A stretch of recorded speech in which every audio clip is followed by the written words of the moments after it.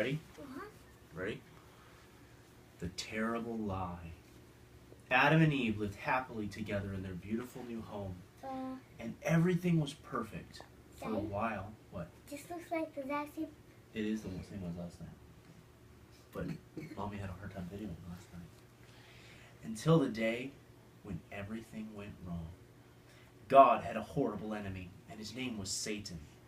Satan had once been the most beautiful angel. Daddy? What? Hey, Daddy. Hey. Tree.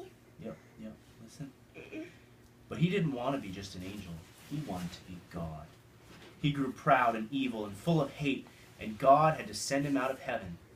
Satan was seething with anger and looked for a way to hurt God. He wanted to stop God's plan, stop his love story right there. So, he disguised himself as a snake and waited in the garden. Now, God had given Adam and Eve only one rule. Don't eat the fruit on that tree, God told them. Because if you do, you'll think you know everything. You'll stop trusting me, and then death and sadness and tears will come. You see, God knew if they ate the fruit, they would think they didn't need him, and they would try to make themselves happy without him. But God knew there was no such thing as happiness without him, and life without him wouldn't be life at all. As soon as the snake saw his chance, he slithered silently up to Eve. Does God really love you? Satan whispered. If he does, why won't he let you eat this nice, juicy, delicious fruit? Poor you. Perhaps God doesn't want you to be happy. The snake's words hissed into her ears and sunk down deep into her heart like poison. Does God love me? Eve wondered. Suddenly, she wasn't sure anymore. Just trust me, the serpent whispered. You don't need God. One small taste, that's all, and you'll be happier than you could ever dream. Eve picked the fruit and ate some. And Adam ate some too.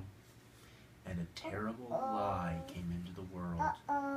It would never leave. It would live on in every human heart, whispering to every one of God's children, God doesn't love me. And it wasn't a dream, it was a nightmare. A dove flew from Adam's hand. A deer darted in a thicket. It was as if they were frightened by something. A chill was in the air. Something strange was happening. They had always been naked, but now they felt naked and wrong, and they didn't want anyone to see them. So they hid. Later that evening, as God was taking his walk, he called to them, "Little children." Usually Adam and Eve loved to hear God's voice, and they would run to him, but this time they ran away from him, and they hid in the shadows. "Where are you?" God called. "Hiding," Adam said. "We're afraid of you." "Did you eat the fruit I told you not to eat?" God asked them. Adam said, "Eve made me do it." "What have you done?" God asked. Eve said, "The terrible serpent made me do it." And terrible pain came into God's heart. His children hadn't just broken the one rule, they had broken God's heart. They had broken their wonderful relationship with him, and now he knew everything else would break. God's creation would start to unravel and come undone and go wrong. From now on, everything would die, even though it was all supposed to last forever. You see, sin had come into God's perfect world, and it would never leave. God's children would always be running away from him and hiding in the dark. Their hearts would break now and never work properly again. God couldn't let his children live forever, not in such pain, not without him. There was only one way to protect them. "You'll have to leave the garden now," God told his children, his eyes filling with tears. "This is no longer your true home. It's not the place for you anymore." But before they left the garden, God made clothes for his children to cover them.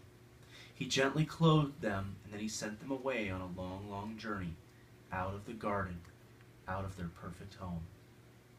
Well, in another story, it would have all been over, and that would have been the end. But not in this story. God loved his children too much to let their story end there. Even though he knew he would suffer, God had a plan, a magnificent dream. One day, he would get his children back. One day, he would make the world perfect again. And one day, he would wipe away every tear from their eyes. You see, no matter what, in spite of everything, God would love his children with a never stopping, never giving up, unbreaking, always and forever love. And though they would forget him and run from him, deep in their hearts, God's children would miss him always and long for him. Lost children yearning for their home. Before they left the garden, God whispered a promise to Adam and Eve. It will not always be like this. I will come to rescue you.